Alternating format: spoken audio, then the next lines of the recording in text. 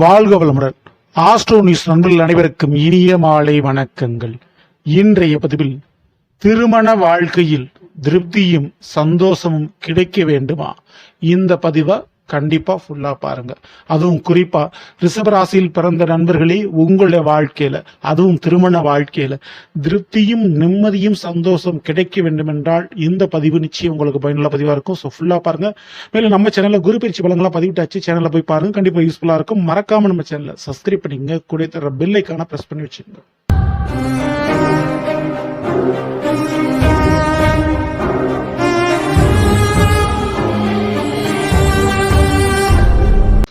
ரிஷபராசியில் பிறந்த நண்பர்களே, ரிஷபராசிக்கு அதிபதி யாரு அப்படின்னா சுக்கிர பகவான்.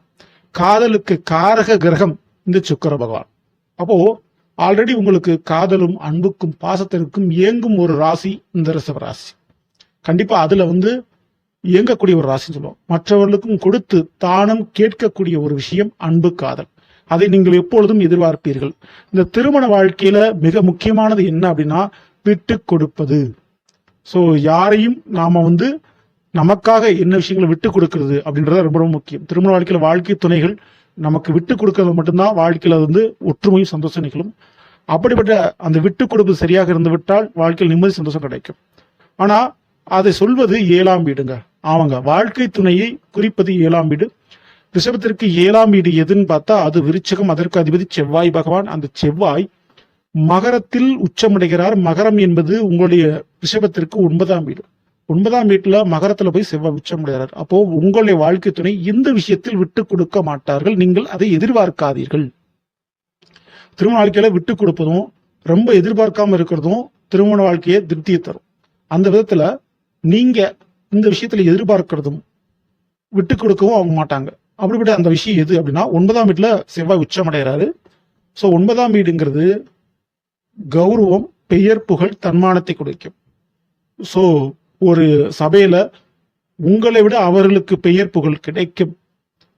அவருடைய பெயர் புகழுக்காக, தன்மானத்திற்காக அவர்கள் எந்த இடத்திலையும் விட்டு கொடுத்துட மாட்டாங்க. மேலும் அவர்களுக்கு ஒரு பதவி உயர்வு, சம்பள உயர்வு, ஒரு ப்ரொமோஷன் கிடைக்கிற இடத்துலையும் விட்டு கொடுக்க மாட்டாங்க. மேலும் தந்தை வழி உறவுகள், கண்டிப்பா அந்த தந்தை வழி உறவுகளை விட்டு கொடுக்க மாட்டாங்க. உங்களுடைய வாழ்க்கை துணை, அதாவது ரிஷபராசியில் பிறந்த உங்களுடைய வாழ்க்கை துணை. அரசாங்க உத்தியோகம், அரசியல் தொடர்பு இதெல்லாம் ஏற்படும். பெரிய ஒரு கம்பெனிக்கு பொறுப்பாளராக அவர்கள் ஏற்பட வாய்ப்புண்டு. ஒரு முக்கியமான நிர்வகிக்கக்கூடிய தன்மை உண்டு. இந்த சீட்டு கம்பெனி அல்லது ஒரு புதிய ஒரு தொழில் தொடங்குறது அப்படின்ற விஷயத்தை தலையிடுவாங்க. அதை உங்களுக்காக விட்டு கொடுக்க மாட்டாங்க. சோ இந்த விஷயத்துல அவங்க கண்டிப்பா தவறாம இருப்பாங்க, அதுல விட்டு கொடுக்க மாட்டாங்க. சோ அப்படிப்பட்ட நிலைப்பாடுகள்ல நீங்க செய்ய வேண்டிய ஒரே விஷயம் அதை புரிந்து கொண்டு தெரிந்து கொண்டு அதற்காக சில மாற்றத்தை செய்வது. சோ அந்த விஷயத்துல நீங்க எதிர்பார்க்காம இருந்தா அது உங்களுக்கு ரொம்ப ரொம்ப உங்களுக்கு நல்லது. மேலும் அதே செவ்வாய் பகவான் உங்களுடைய ரிஷபத்திற்கு 3ஆம் வீடான கடகத்தில் நீசமடைகிறார், பலம் இழந்து போகிறார். அப்போ உங்க வாழ்க்கை துணையுடைய சண்டை சச்சரவு தீர வேண்டும் என்று, உங்களை புரிந்து கொள்ள வேண்டும் என்று, உங்களை சமாதானம் ஆகணும் அப்படின்னு நினைச்சீங்கன்னா நீங்க செய்ய வேண்டிய விஷயம் திங்கட்கிழமை அன்று பேச்சுவார்த்தைகளை தொடங்குங்கள். பிரிந்த கணவன் மனைவி கூட திங்கட்கிழமை அன்று பேச்சுவார்த்தைகளை ஆரம்பித்தால் மீண்டும் ஒன்று சேர வாய்ப்பு உண்டு. மேலும் உங்களுடைய கூட பிறந்த பெண் சகோதரிகளை தவிர்த்து பெண் தோழிகளை வைத்து அல்லது அறிமுகமாகி இருக்கக்கூடிய நெருங்கிய நட்பில் இருக்கக்கூடிய பெண்களை வைத்து இந்த பிரச்சனையை தீர்க்கின்ற பொழுது அந்த பிரச்சனை விரைவில் தீரும். மேலும்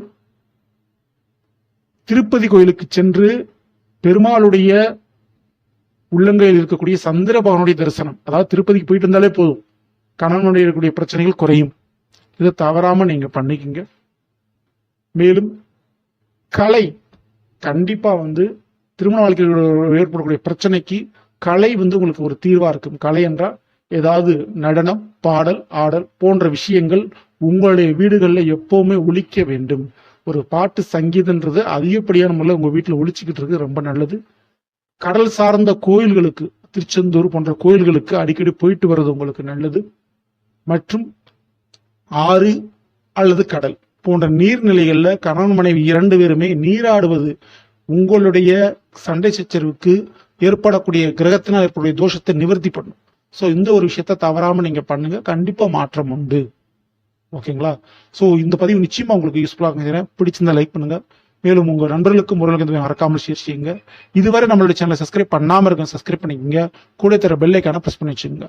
அடுத்து சந்திப்போம். நன்றி, வணக்கம், வாழ்க வளமுடன்.